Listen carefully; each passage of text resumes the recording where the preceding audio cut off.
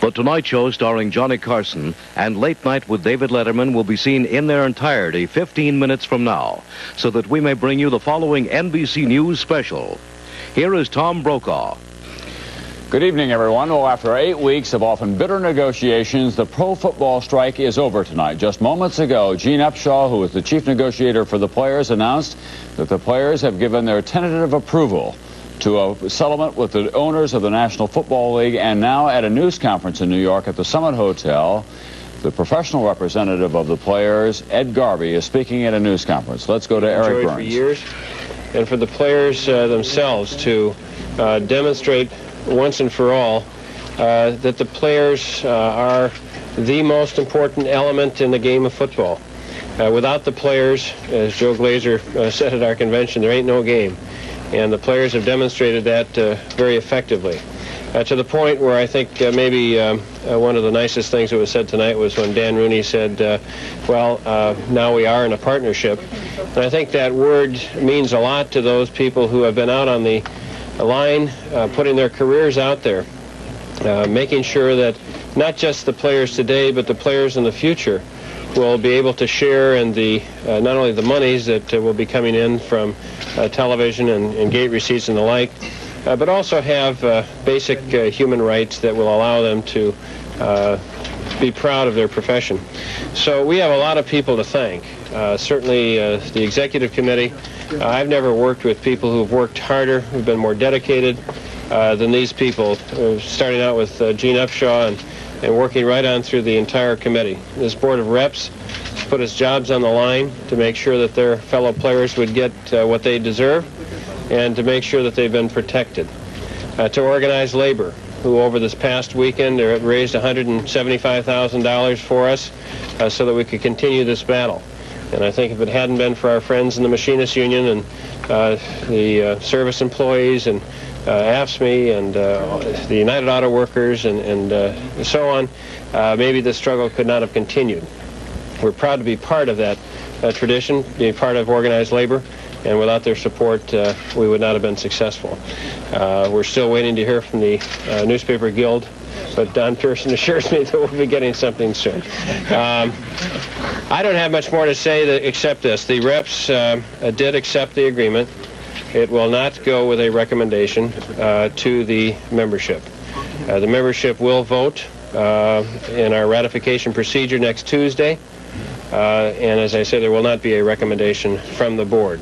This would be a decision that the players will make as to whether or not they wish to accept the collective bargaining agreement. We have indicated to management that we would ask the players to return to work as quickly as possible. Obviously, it's going to be difficult for them to get back there immediately, but they will be there ready for practice sometime late tomorrow or early Thursday. So, anyone else or questions? Ed, what's the procedure? That's Ed Garvey, of course, who is the professional representative of the National Football League Players Association. He's been a man on the firing line during this 8-week strike. They did make a tentative agreement tonight, and as you heard him, he said that the Players Representative Council would not make a recommendation to the players at large. However, I think that one can safely guess at this hour, tonight, 8 weeks into the strike, that the rest of the players, the rank and file, if you will probably approve of the agreement that has now been struck between the NFL owners and the players. It includes, among other things, a minimum wage scale and severance pay for players. We'll get further details on that agreement later in this program. Of course, no one has been watching this situation more closely than the players and the coaches. They have developed a regular network during the last 8 weeks, trying to separate the real news from the rumors. Tonight, we have 2 reports on how the news of the settlement was reached.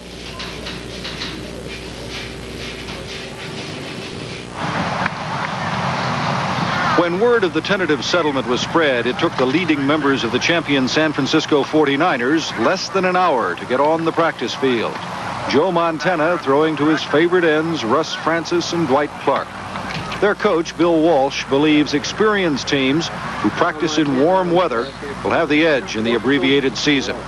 With only 7 games, you can't really have a true, honest, competitive season. San Diego coach Don Coryell is worried about players' conditioning. I just feel sure that a lot of our players are going to be in good shape. I'm very fearful that some of them might not be. Marcus Allen of the Oakland Raiders thinks he's ready. Well, I feel pretty good. I've been working out on a constant basis. But I think everybody's going to be in the same predicament as far as not having that togetherness and that timing and stuff like that. And Rams owner Georgia Frontiere still isn't convinced it's over. We have to assume that it's over. But her coaches have begun preparing for their Sunday game with Atlanta, hoping no lingering player management problems remain.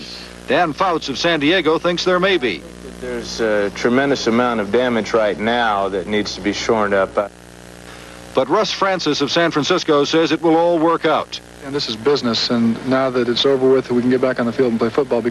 In every front office, the task has begun of finding players, revamping schedules, and handling the thousands of calls from fans who wonder just what's going on. Don Oliver, NBC News, Los Angeles. At the Miami Dolphins training camp, football uniforms were hung and equipment readied in preparation for a team practice tomorrow morning. Earlier in the day, Dolphin coaches reviewed game films and play strategy, anticipating a breakthrough in the strike talks. Tonight, head coach Don Shula said he is anxious to start playing football again and will work to put his team back together. The important thing now is to get everybody in here, to get them thinking back about football, and to get their concentration on what lies ahead. At a nearby hotel, some of the Dolphin players gathered to say they are ready to return to the playing field and expressed hope that the agreement will soon be ratified. I think you got to naturally be excited to get back to playing football because it seemed like it was coming down to a do-or-die situation, and all of us want to play football. We want to try and get the season resumed. So we're pretty ecstatic about the opportunity to get back and start playing again. And some of the Dolphin players have had to take on extra jobs to earn money lost during the strike. Starting quarterback David Woodley has been working for the past month for a road paving company. He echoed the feelings of many of his teammates at prospects of returning to the job he says he does best. Well, I'm glad to get back. I feel as though the strike lasted longer than anybody expected, and it's time to get back to football. Vic Walter, NBC News, Miami. All right, we're back now, and we have, of course, two of the premier players of the National Football League who have been watching all of this very carefully, eager to get back into camp tomorrow. Well, I would guess eager to get back into the camp, certainly eager to get back on the field on Sunday. One of them beside me now is Richard Todd, quarterback of the New York Jets, and we have in Los Angeles at his home tonight, Jack Youngblood of the Los Angeles Rams. He already looks pretty ominous, Richard. He looks like he's ready to play ball. He looks pretty big, doesn't he? He looks like he's hunting for a quarterback at this point. Tell me, do you think it was all worthwhile?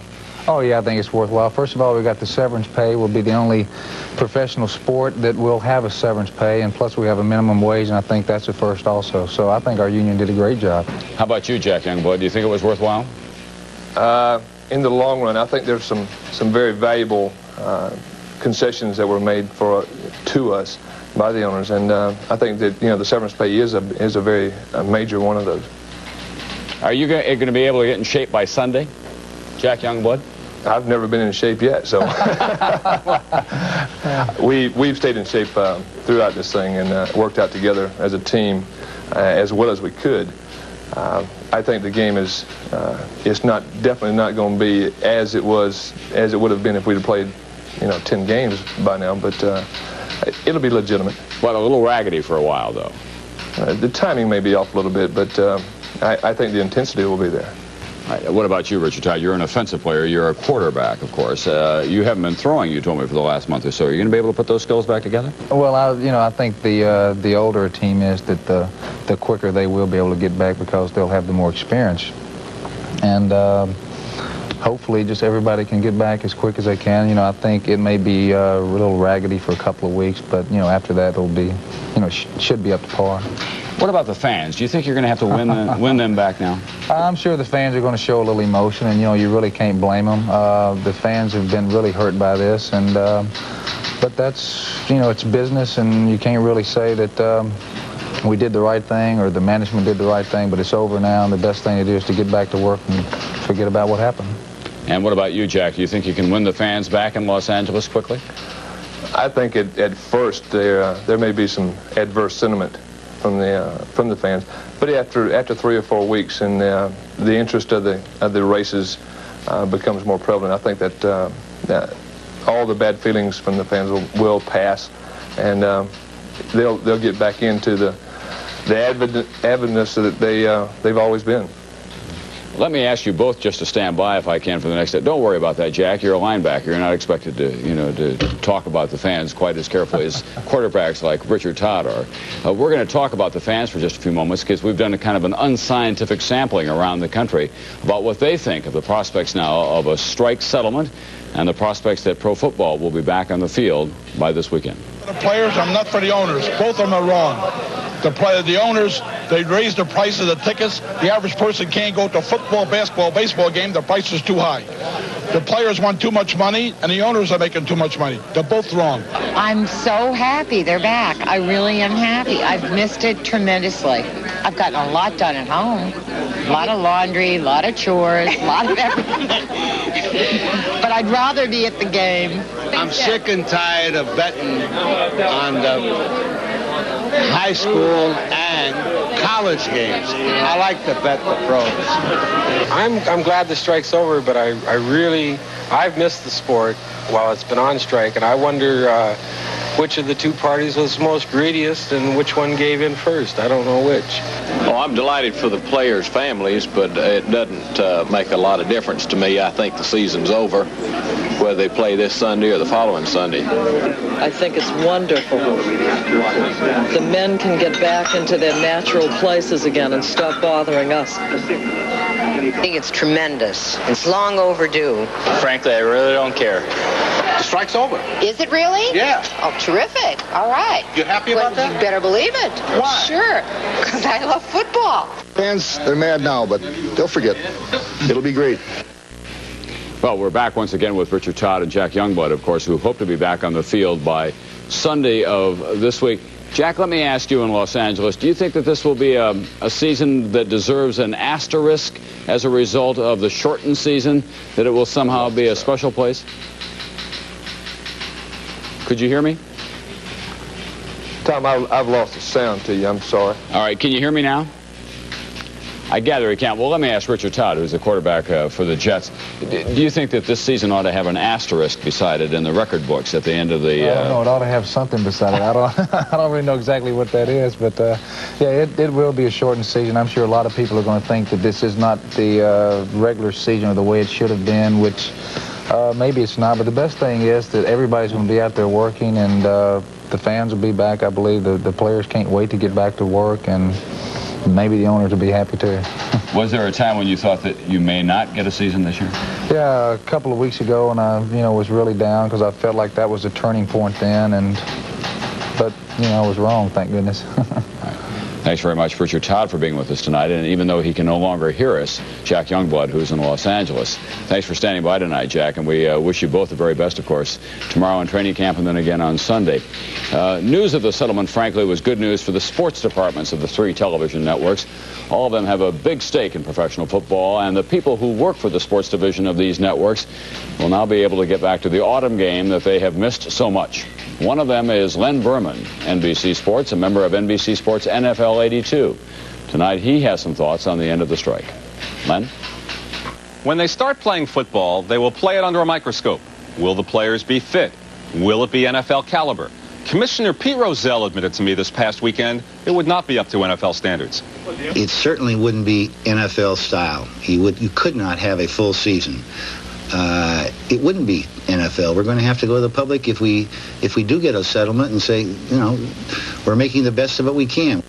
The weekend of September 19th saw rookie Marcus Allen lead the Los Angeles Raiders to a 2-0 record, while the team that didn't leave the Bay Area, the Super Bowl champion San Francisco 49ers, were 0-2. So it was perhaps fitting that the 49ers would jump the official settlement and begin working out today. But not all teams have diligently kept in shape during the 2-month strike. The Dolphins, also 2-0 and expecting a good year, may have led the league in workouts. And it's important that the players that have been off for 7 weeks now have done something to keep in shape, whether it's working out together or working out by themselves, lifting weights and doing running on their own. Portions of teams worked out. Some of the Pittsburgh Steelers, also 2-0, pumped iron in a bar.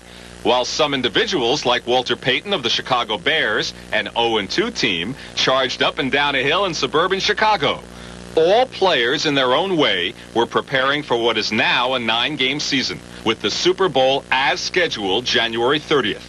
The fans will ultimately decide if the teams are Super Bowl caliber, but judging from some of the action back in September, NFL style is in the eye of the beholder. Len Berman, NBC Sports. All right, just to bring you up to date, there is a tentative agreement tonight. The schedule will resume this Sunday just where it would have been had there not been a strike. All the players have yet to vote, but we expect them to say yes, they're ready to play beginning this Sunday. And then, of course, the big moment will come when on Sunday, all over this country, in professional football stadiums, the football's on the 40, the fans are in the stands, the teams are lined up like armies against each other. The referee will raise his arm and blow the whistle, and once again, professional football is in the air. I'm Tom Brokaw, NBC News, New York. This has been an NBC News special.